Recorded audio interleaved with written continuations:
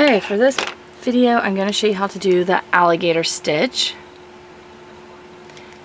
And this is what the alligator stitch looks like. One side is going to be bubbled up, these big like fluffy bubbled up ridges, and the other side will be flat. It looks a lot like a stockinette stitch on the back. Okay, so how to do this, just going to follow right along with the diagram with me while I do it. Okay, so I've got a slip knot holding that string in place. So we're going to go under that one, we're going to go up one and over. And now we're going to this peg, so it's down and over 3. And go up 1, and go down. We're going to get that next peg. And go back over. So this is what it looks like. And you just repeat that pattern however wide you want it. And then when you get to the end, you just loop like that. And you're going to go back and pick up all the pegs that you didn't wrap the first time. Now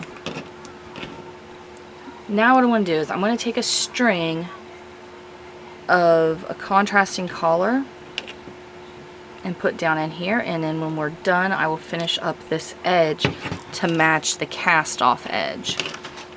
So that's what that is for. At this point we just go back and you wrap exactly the same. So we're going to make that heart shape,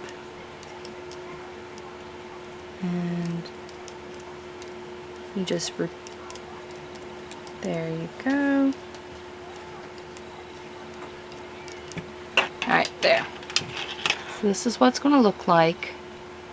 Once it's on the loom, it's kind of hard to see the little heart shapes that you create, but that's what it looks like on the loom. And at this point you're just going to take your hook and take the bottom loops over the top all the way down.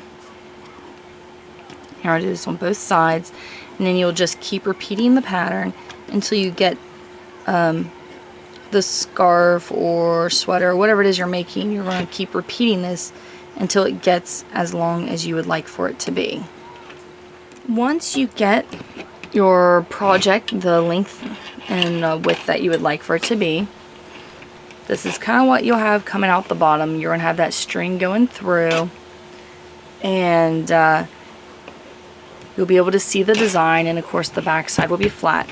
Now to do the cast off, there are tons of ways you can cast off, but what I'm going to do is we take all the stitches from this side and move over so we just have one row of stitches to deal with.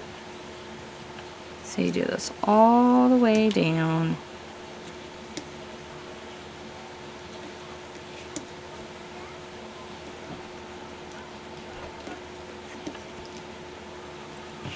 Oops.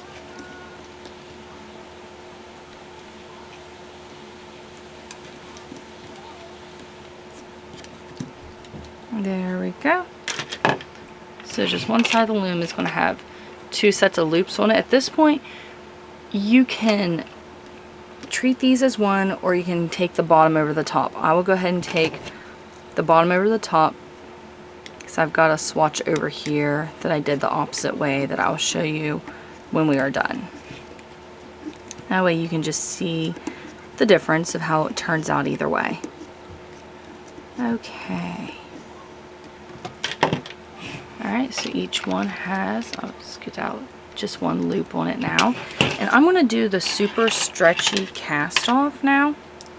So I'll just loop this a couple times around just so I know that I will have enough. Super stretchy cast off.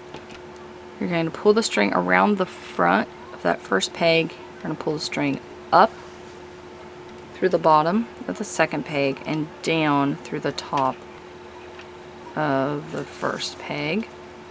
You're going to skip a peg up through the bottom and go back one and go down through the top. You're going to repeat this pattern until you get to the last peg on the loom. When you get to the last 2, Go up through the last one and down through the one before it, just like you've been doing. Just go ahead, back up through that last one again, just so the yarn is coming from the last peg. Now, get all this off the loom. This is what you've got. So there's a couple differences that happen. I'll move these back. Okay. Now from putting this string through the bottom of this particular stitch, it did actually make a difference in how the stitch turned out, because that last peg, the loops just went over and they didn't really create much, as you can see. This, it locked those down, so you've got an actual design. That's the difference just from that string in the bottom.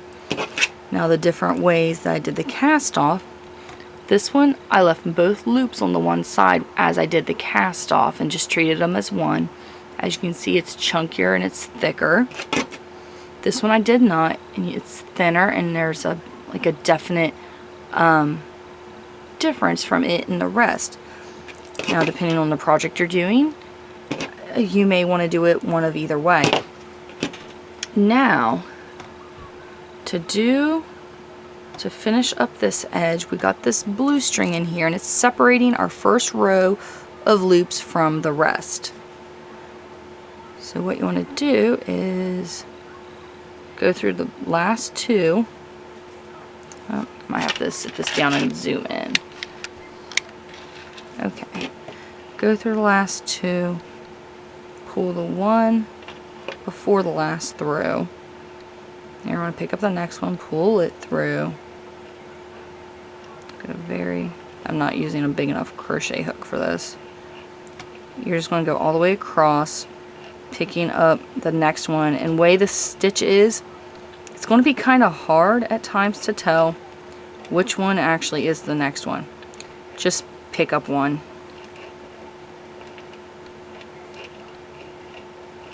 Some of them are going to be tight, some are going to be loose. You just pick up the next one. At like my last two loops here. Alright, there's the last one. Now at this point we can take and go ahead and just pull that blue string out. We're going to be at the end with our cast on string. So you just take it and pull it through, and that locks it in place. So here's what it looks like. This is the difference. Move the rest of this stuff out of the way. This is the cast on edge.